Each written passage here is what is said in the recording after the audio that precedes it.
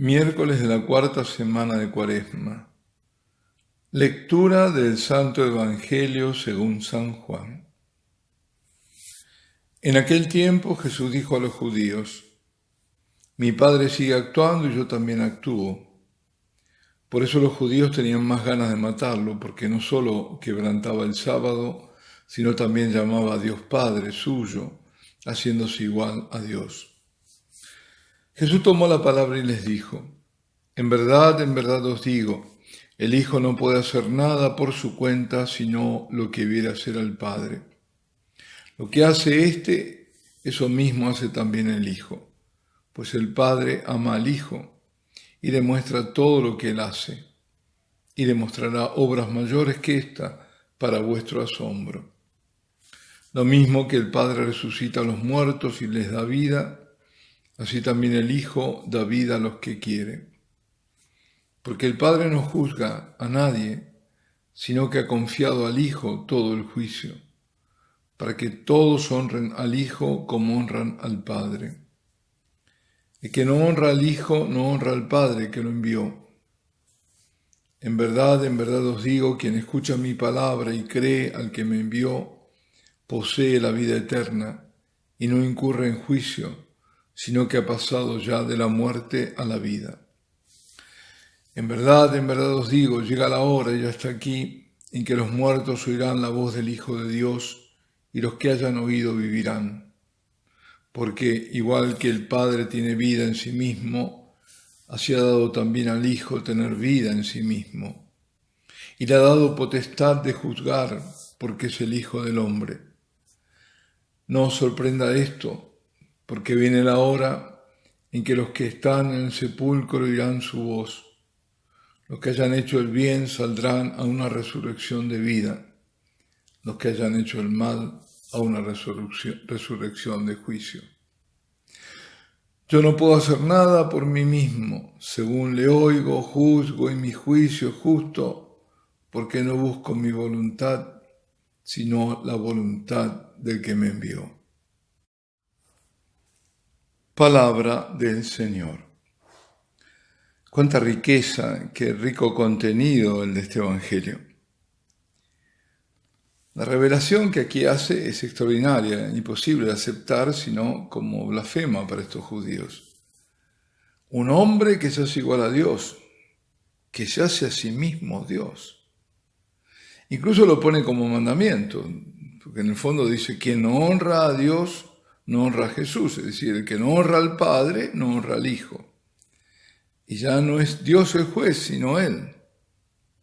No solo viola el sábado porque hace milagros, o sea, trabaja en sábado, y manda a otros violarlo, toma tu camilla, echa a caminar. No, para estos judíos esto es demasiado. Esta es una blasfemia terrible, esto merece la muerte. Solo aquellos que abrían en el entendimiento a las obras que cumplía el Señor, y que no habían cerrado el corazón, no lo condenaban y empezaban a ver que había verdad en sus palabras y amor en sus obras. Venía no a abolir la ley, sino a purificarla y a darle pleno cumplimiento. Venía no a vaciarla de contenido, sino al revés, a llenarla de amor. Venía a sacudir a esa falsa religión para llevar a la verdad. El Padre siempre obra, no deja de actuar, sostiene el universo y si dejara de hacerlo, todo dejaría de ser. Por eso, porque el Padre siempre actúa, el Hijo también no deja de hacer el bien, de sanar y salvar, que para eso fue enviado, aún en sábado. El día del reposo es para honrar a Dios y recordar que Él es el creador de todo, que la creación es su obra y el hombre está en el ápice de la creación visible y por eso la puso todo a su servicio, a sus pies. Por eso el sábado fue hecho para el hombre y no el hombre para el sábado. En ese sentido lo va a decir luego el Señor. Y Él es el Señor del sábado. Jesús tiene la vida en sí mismo, tiene el ser en sí mismo. Y las palabras absolutas con las que se da a conocer a Moisés son suyas. Yo soy. Son las mismas que solo Jesús puede pronunciar en absoluto. Yo soy. Porque no tiene su ser por participación, sino por esencia. Es el mismo ser. Jesús es Dios. Es el que es, aunque como hijo del hombre haya comenzado a tener su existencia en el seno de María, cuando lo infinito se hizo finito en la carne. Jesús, el Hijo unigénito, como el Padre, tiene el poder de la vida en él, y por eso resucita muertos, y hará la mayor de todas las obras para el asombro de quienes ni cuando aconteció hace 2000 años ni hoy lo nieguen. La resurrección de sí mismo de la muerte. Dice Jesús, el Padre ama al Hijo, y lo que el Padre dará a conocer en el bautismo y a los 3 discípulos más cercanos en el alto monte, en la transfiguración. Este es mi Hijo muy amado. El Padre es juez, pero también el Hijo es juez, y es el juez que juzga a todos los hombres después de la muerte, porque la potestad de juzgar le viene de ser Él no solo Hijo de Dios, sino también Hijo del hombre. Y en eso hay justicia. A Jesús le corresponde ser juez de todos los hombres, también por derecho de conquista, porque nos redimió a todos con su propia sangre. Jesucristo es juez y adquirió con derecho ese derecho en la cruz. Y por eso mismo también nos dice, quien escucha mi palabra y cree al que me envió posee la vida eterna y no incurre en juicio, sino que ha pasado ya de la muerte a la vida. Pero digo, nos damos cuenta, yo mismo me lo digo, ¿qué nos está diciendo? ¿Qué nos dice ahora? ¿Qué nos dice hoy? Nada menos que por escucharlo, lo que implica obedecerle y hacer lo que nos dice que hagamos, y porque creemos en el Padre que envió al Hijo para salvarnos, pasamos de la muerte a la vida.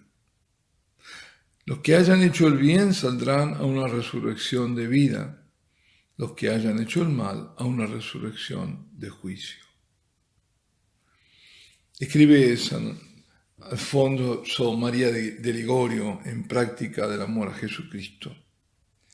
Cierto que de todas nuestras culpas hemos de rendir estrecha cuenta al eterno juez. Pero ¿quién será este nuestro juez? ¿Quién es el juez que nos ha de condenar? El mismo Salvador que para no condenarnos a muerte eterna, quiso condenarse a sí mismo y en consecuencia murió, y no contento con ello, ahora en el cielo, prosigue cerca del Padre, siendo mediador de nuestra salvación. Es por el rechazo de la gracia por lo que cada uno se juzga, ya a sí mismo. Es retribuido según sus obras, y puede incluso condenarse eternamente al rechazar al Espíritu de amor. Esto es lo que enseña además la Iglesia en el Catecismo, en el número 679. Y vamos ahora a hablar y será con un poco de suspenso, de otra conversión, y también muy interesante, muy importante, de todo un personaje, René Chauve, que proviene de una rica familia judía de origen alsaciano. A los 13 años rechazó la invitación de su madre de ayunar por el Yom Kippur con el pretexto de no tener fe. No voy a ayunar, no tengo fe. Estalla la guerra, tiene 19 años. Sin esperar la llamada de su clase, se alista y es incorporado a un regimiento de infantería. Unos días después, en septiembre de 1914, su regimiento es diezmado. Él mismo queda en el campo de batalla, gravemente herido. Es entonces cuando ocurre el hecho decisivo de su vida. Así lo cuenta. Escuché una voz que me decía esta palabra inolvidable: serás salvo si me amas. Como me era imposible admitir que se trataba de otra salvación que la de mi cuerpo, por orgullo otra vez me negué a inclinarme a la fe. Tanto es así que durante 12 años esta misteriosa palabra me persiguió sin mi consentimiento. Yo estaba completamente fuera de cualquier realidad espiritual. Tal era yo, tal así me glorificaba en mí mismo. El soldado nunca se recuperará por completo sus heridas. Toda su vida será la de un enfermo, de un hombre sufriente. Cuando termina la guerra, en 1918, consigue por concurso ingresar en el comisariado naval, pasa un año en Brest, en Bretaña francesa, y luego parte al Lejano Oriente. René Schwab estaba desde aquel momento a la experiencia de la guerra curioso en busca de milagros tangibles. En 1922, sin quererlo realmente, incluso a regañadientes, ante la insistencia de un amigo que le aseguró que sacaría maravillas de esto, pide el bautismo. El sacerdote al que se dirige encuentra su curiosidad insuficiente y prematura y rechaza bautizarlo. Está encantado con esta negativa, que alivia su responsabilidad y vuelve a su vida de siempre. Un viaje a Japón en 1925 le permite conocer a Paul Claudel. Le habló de las dificultades que encontró, no entendía nada sobre la fe, encontraba absurdos los dogmas. Schwab. Para aquella época en Saigón entra en una iglesia en el momento del rezo del rosario. Se asombra de aquella oscura repetición indefinida que le parece tonta, poco adecuada para alabar a Dios. Se levanta con irritado desprecio y riendo deja la iglesia. El año anterior, asistiendo por casualidad a misa en Verona, no había visto más que una comedia. Y ahora estamos en el verano de 1926, cuando habiendo empeorado su estado, René Schwab es repatriado del Oriente. En el camino de regreso a Francia contrae una pleuresía muy virulenta que pone en peligro su vida. Experimenta la sensación física de su condenación. Él, a quien ni la idea de su salvación ni la noción de pecado ha tocado todavía, piensa de nuevo en el bautismo. Antes de su partida a Shanghái, René Schwab había recibido del superior del hospital una pequeña medalla milagrosa, aquella del padre Ratisbon. La toma y frente a ella se compromete a convertirse en cristiano si se cura. Se recupera, regresa a Francia, encuentra nuevos impedimentos, no se detiene. Solo le atrae un estado, la santidad, un estado de lucha contra sus propias inclinaciones. Si ahora, dice él, tiendo hacia el ideal católico, es porque nada más me es más ajeno. Elijo los medios católicos porque me parecen los más efectivos y el ideal católico porque es el más exigente.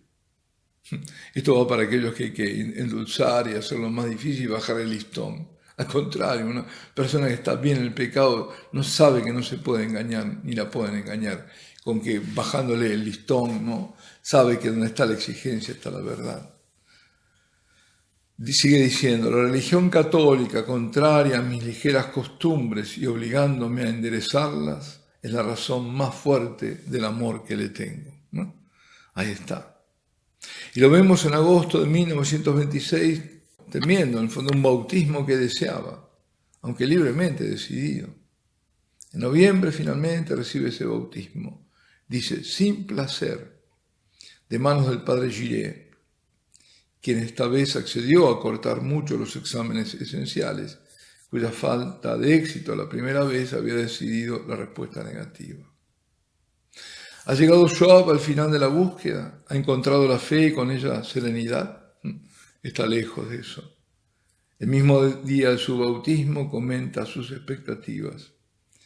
Que la religión consiga grabar en mi corazón que todo ser es obra divina y por tanto admirable. Finalmente justifique mi entusiasmo, dar objeto a mis apasionadas curiosidades. Y aquí lo dejamos en suspenso, mañana vamos a seguir porque lo más interesante viene después. Alabado sea Jesucristo, y la bendición de Dios Todopoderoso, Padre, Hijo y Espíritu Santo, descienda sobre vosotros y permanezca para siempre.